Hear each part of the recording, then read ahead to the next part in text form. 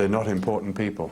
Not in the South African context. What do you mean? They're rural people, they're poor people, they're people without a voice, they're people who are inarticulate, they're people on the fringes, they're working class people.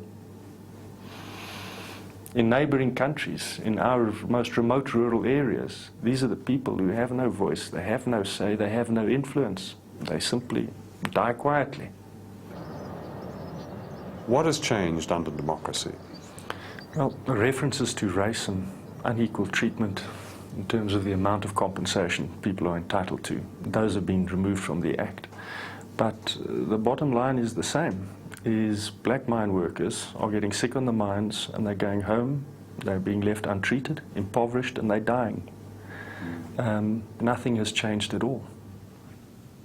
Some of the research that is recently being done in this country suggests that a third of all miners are suffering some form of quite serious disease as a result of their occupational disease. But they come away with very little. That's the point.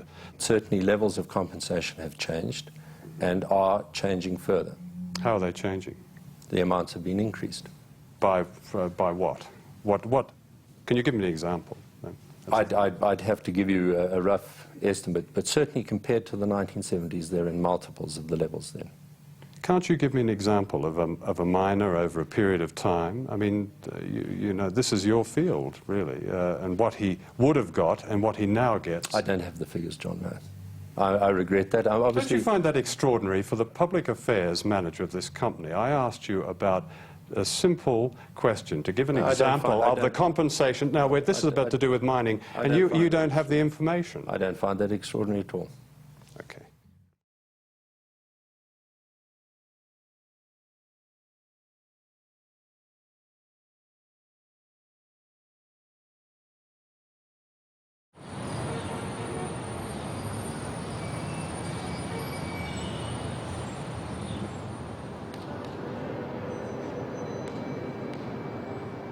Before the electronic revolution, this was the trading floor of the Johannesburg Stock Exchange.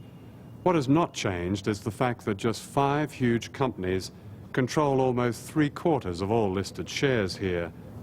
Known as the Royal Balcony, they represent one of the greatest concentrations of corporate wealth and power on earth. A power that underwrote apartheid in a manner reminiscent of the great German companies that ran the economy of the Third Reich. They're dominated by the Anglo-American corporation, whose interests reach into every corner of South African life, from minerals to tourism, property to retailing. What's good for Anglo-American, it's often said here, is good for South